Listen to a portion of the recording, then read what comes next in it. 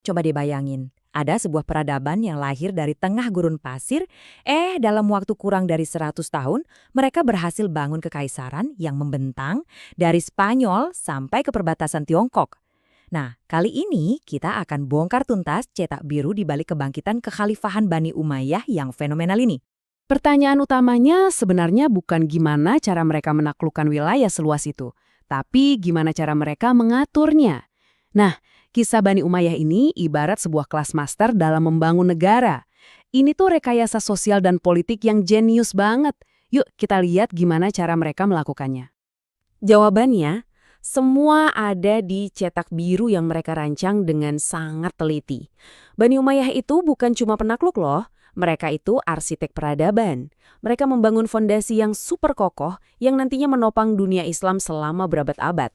Dan sekarang, kita akan bedah setiap bagian dari cetak biru itu. Oke, kita masuk bagian pertama. Mesin kekhalifahan. Gimana coba cara mereka menjalankan kekaisaran yang segede gaban itu? Jawabannya, dengan membangun sebuah mesin administrasi yang belum pernah ada sebelumnya. Langkah pertama yang mengubah segalanya adalah ini, sistem monarki herediter atau turun-temurun. Muawiyah mengakhiri tradisi pemilihan khalifah dan menjadikan kekuasaan itu diwariskan dalam keluarganya.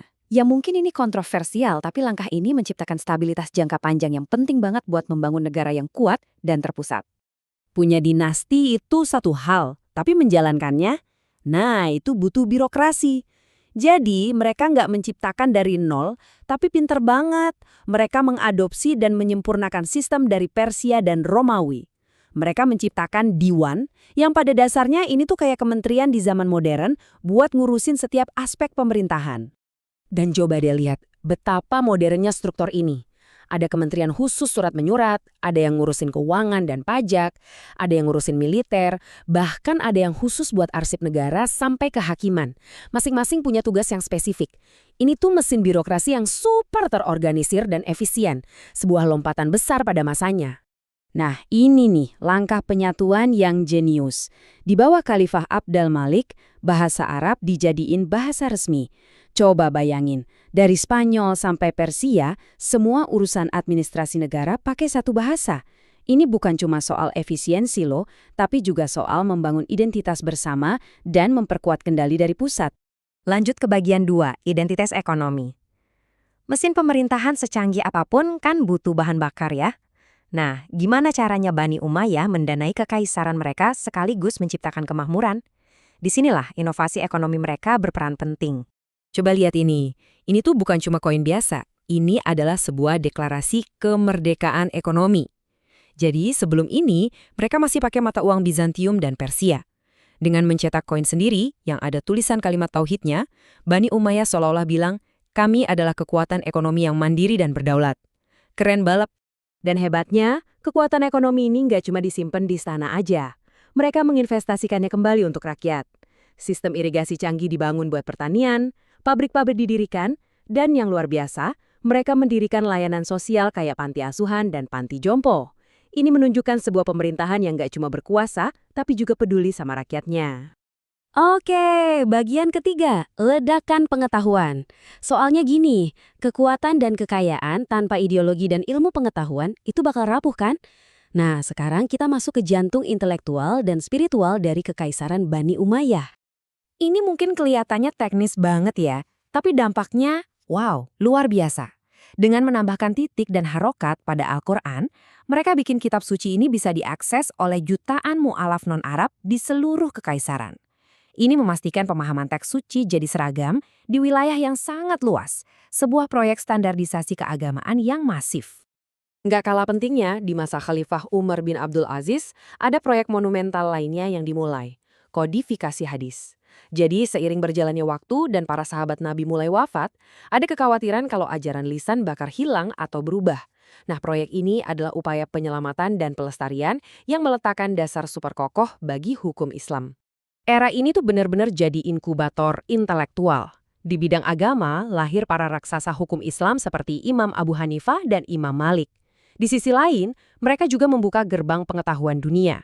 Gerakan penerjemahan besar-besaran dimulai, menyerap ilmu kedokteran dan kimia dari Yunani, dan ini mempersiapkan panggung untuk zaman keemasan Islam selanjutnya. Bagian keempat, wajah baru seni dan budaya. Nah, gimana sih cara sebuah kekaisaran menunjukkan kekuatan dan keyakinannya kepada dunia? Biasanya lewat dua hal, bangunan yang megah dan jangkauan militer yang gak tertandingi. Contoh utamanya, jelas Dome of the Rock. Dibangun oleh Abdal Malik di Yerusalem, kota suci bagi tiga agama. Ini bukan sekedar masjid loh, ini adalah sebuah pernyataan politik dan keagamaan yang sangat kuat.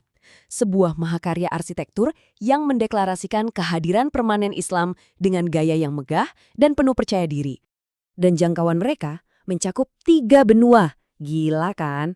Dari Asia, melintasi Afrika, sampai masuk ke Eropa.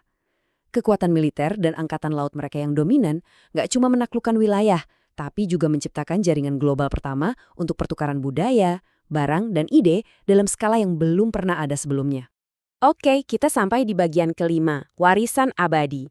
Jadi, setelah semua pembangunan, penaklukan, dan inovasi ini, apa sih yang sebenarnya mereka tinggalkan buat kita? Yuk kita rangkum warisan abadi dari Bani Umayyah. Garis waktu ini ngerangkum semuanya. Tahun 661, Muawiyah mendirikan dinasti. Tahun 696, Abdul Malik mencetak koin kedaulatan. Tahun 717, Umar bin Abdul Aziz mengamankan fondasi hukum Islam. Dan meskipun dinasti ini akhirnya runtuh pada tahun 750, cetak biru yang mereka bangun, fondasinya itu tetap kokoh sampai sekarang. Nah, ini poin terpentingnya. Bani Umayyah itu seringkali berada di bawah bayang-bayang dinasti setelahnya.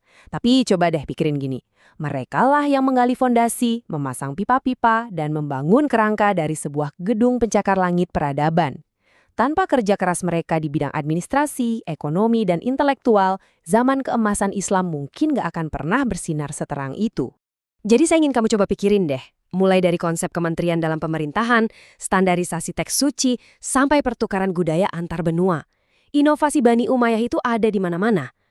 Pertanyaannya adalah, warisan mana dari cetak biru yang umurnya sudah 1.300 tahun ini yang tanpa kita sadari masih kita gunakan dalam kehidupan kita sehari-hari?